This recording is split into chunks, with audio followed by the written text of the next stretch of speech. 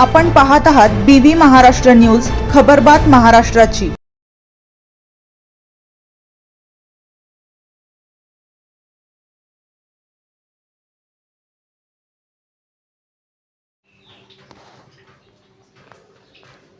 जादू टोण्याची भीती दाखवून बलात्कार, विवाहित भोंदूबाबाने जबरदस्तीने केले लग्न, संशयित आरोपीस अटक।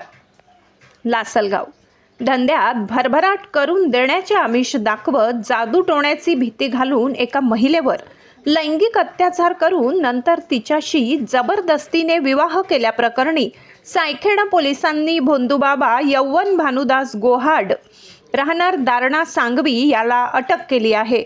महाराष्ट्र अंधश्रद्धा निर्मूलन समितीच्या पाठपुराव्यानंतर ही कारवाई करण्यात आली आहे।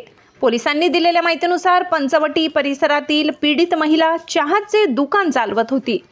व्यवसायात अपेक्षित उत्पन्न होत नसल्याने ओळखीच्या व्यक्तींनी तिला दारणा सांगवी येथील भोंदूबाबा यौवन गोहाड याच्याकडे जाण्याचा सल्ला दिला। गोहाड याने मंत्रतंत्र, जादूटोणा आणि मंतरलेले तांदूळ, धुनी तसेच जडीबुटीच्या पुडीच्या माध्यमातून व्यवसायात भरभराट होईल असे सांगून तिच्याकडून 3000 रुपये उकळले। त्यानंतर माझ्याशी शारीरिक संबंध ठेवले नाहीत तर जादूटोणा करून तुला ठार मारीन अशी धमकी देत आरोपीने पीडितेवर वारंवार बलात्कार केल्याचा आरोप आहे। आरोपीचे पहिले लग्न झालेले असतानाही त्याने पीडितेशी जबरदस्तीने विवाह केला।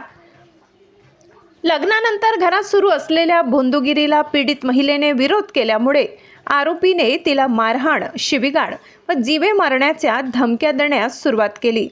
हा छळ तिने 2 ते 3 वर्ष सुरू होता। काही दिवसांपूर्वी आरोपीने पीडित महिला व त्यांच्या 1 वर्षाच्या मुलाचा गळा दाबून ठार मारण्याचा प्रयत्न केल्याचा आरोपही तक्रारीत करण्यात आला आहे। त्यातून सुटका करून घेत पीडित महिला नातेवाईकांकडे गेली। त्यानंतर पीडित महिला व तिच्या नातेवाईकांनी महाराष्ट्र अंधश्रद्धा निर्मूलन समितीच्या कार्यकर्त्यांशी संपर्क साधला। अनिसच्या कार्यकर्त्यांनी तिला नाशिक ग्रामीण जिल्हा पोलीस अधीक्षक कार्यालयात नेऊन तक्रार दाखल करण्यासाठी मदत केली। जिल्हा पोलीस अधीक्षक DS स्वामी यांच्या निर्देशानुसार सायखेडा पोलीस ठाण्यात आरोपीविरुद्ध महाराष्ट्र नरबळी व इतर अमानुष, अनिष्ठ व अघोरी प्रथा आणि जादूटोणा प्रतिबंधक कायद्यासह विविध कलमान्वये गुन्हा दाखल करण्यात आला असून त्याला अटक करण्यात आली आहे।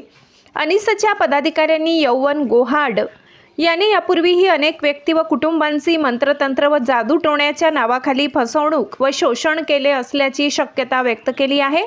अशा प्रकारची फसवणूक किंवा अत्याचार सहन केलेल्या नागरिकांनी निर्भयपणे पुढे येऊन पोलिसांकडे तक्रार नोंदवावी असे आवाहन अनिसचे राज्य प्रधान सचिव डॉक्टर TR गोराणे, जिल्हा कार्याध्यक्ष प्राध्यापक आशा लांडगे, प्रल्हाद मिस्त्री व कृष्णा चांदगुडे यांनी केले आहे। BV न्यूज महाराष्ट्रासाठी विभागीय संपादक महेश साळुंके।